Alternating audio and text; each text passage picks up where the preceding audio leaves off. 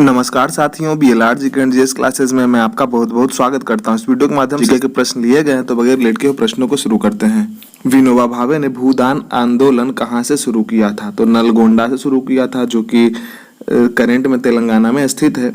किस स्थान पर महात्मा गांधी ने अपना अंतिम उपवास किया? तो दिल्ली में अपना अंतिम उपवास किया महात्मा गांधी जी ने। अखिल भारतीय राजनीति में गांधी जी का पहला साहसिक कदम उठाया गया था, कब उठाया गया था? तो चंपारण आंदोलन, जो कि गांधी जी दक्षिण अफ्रीका से लौटे थे, तो पहला चंपारण आंदोलन में ही शामिल हुए थे। भारत की स्वाधीनता के समय क्या महात्मा गांधी कांग्रेस के सदस्य थे? तो नहीं थे। भारतीय मुसलमान सामान्य रूप से उग्रवादी आंदोलन की ओर आकर्षित क्यों नहीं हुए? तो उग्रवादियों की हिंदू अतीत का राग अलापने की नीति के कारण।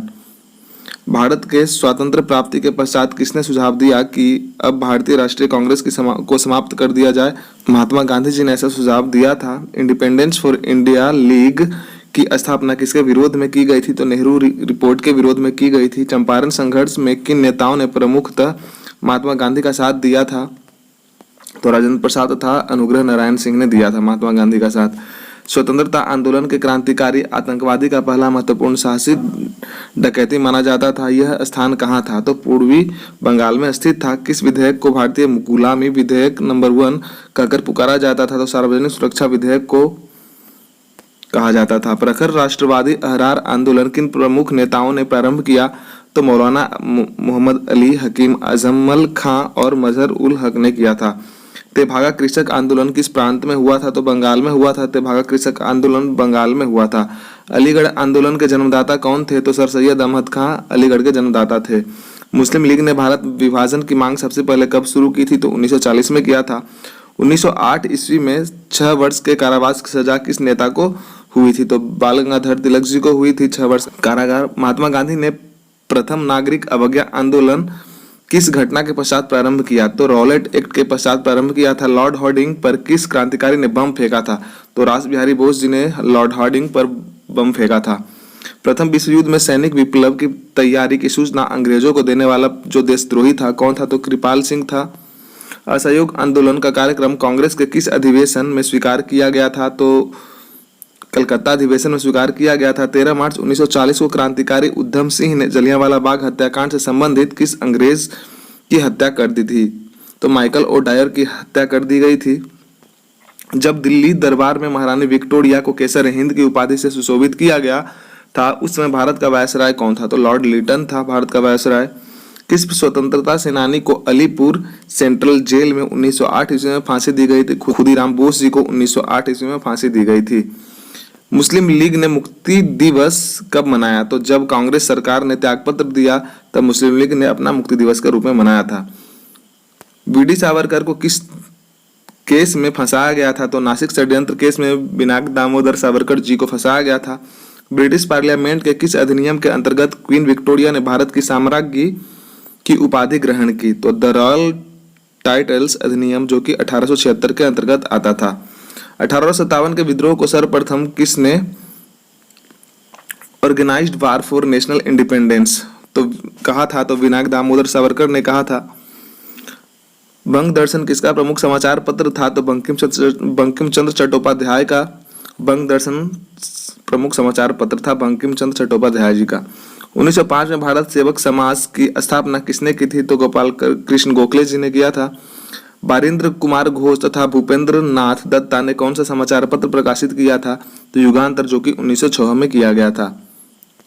गणेश सावरकर तथा अनंत कान्हरे किस षड्यंत्र से संबंधित थे? तो नासिक षड्यंत्र से संबंधित थे। गदर आंदोलन का प्रमुख देश कौन सा था? तो अमेरिका बिल्कुल ही सही जवाब हो जाएगा। किस व्यापारी के मुकदमे के संबंध में महात्मा गांधी में दक्षिण अफ्रीका गए थे?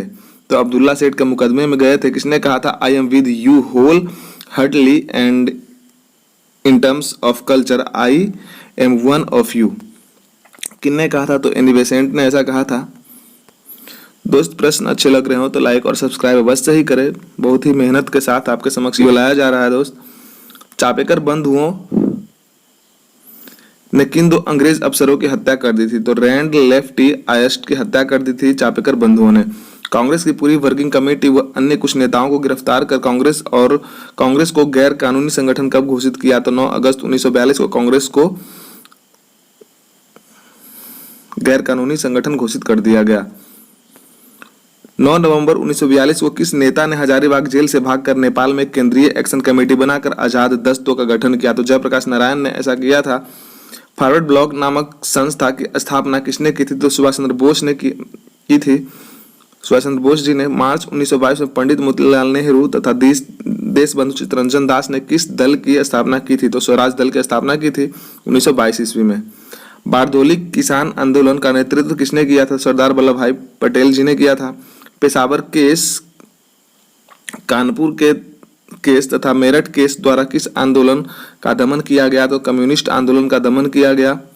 अप्रैल 1930 में नमक कानून तोड़ने के लिए मद्रास प्रांत में त्रिचनापल्ली से वेदरी नियम तक की पद यात्रा किसके नेतृत्व में आयोजित किया गया था? चक्रवर्ती राजगोपालाचारी के नेतृत्व में किया गया था। संविधान सभा की प्रथम बैठक 9 दिसंबर 1946 को हुई थी। इसकी अध्यक्षता किसने की थी? तो सच्चिदानंद सिन्हा ने किया था। 1857 के स्वतंत्रता संग्राम का प्रतीक क्या था? तो कमल और रोटी था। 1857 की स्वतंत्रता का जो प्रतीक था कमल और रोटी था। 1900 ईस्वी में भारतीय राष्ट्रीय कांग्रेस के मंच से बोलने वाली प्रथम महिला कौन थी? तो श्रीमती कमला गांगुली थी। 1917 के कांग्रेस के कलकत्ता अधिवेशन में अध्यक्ष कौन थे? तो एनी बेसेंट थे। 1917 के कांग्रेस के कलकत्ता अधिवेशन में एनी बेसेंट अध्यक्ष थे। सरोजिनी नायडू कांग्रेस के अध्यक्ष कब और किस अधिवेशन में बनी? तो 1925 के कानपुर अधिवेशन में सरोजिनी नायडू कांग्रेस के अध्यक्ष बने। कांग्रेस की पहली महिला अध्यक्ष कौन थी? तो एनी बेसेंट कांग्रेस की पहली महिला अध्यक्ष थी। आजादी की आवाज नाम से रेडियो चलाकर जंगलों में छिपकर गुप्त सूचनाओं के प्रसारण का कार्य किस महिला क्रांतिकारी ने किया? तो उषा मेहता जी ने ऐसा किया था। जलियांवाला बाग हत्याकांड 13 अप्रैल 1919 को हुआ था। उस समय कांग्रेस अध्यक्ष कौन थे? तो पंडित मदन मोहन मालवीय जी उसमें कांग्रेस के अध्यक्ष थे। तो दोस्त आज के लिए सिर्फ इतना ही प्रश्न था। फिर मिलेंगे अगले वीडियो में। धन्यवाद। जय हिंद।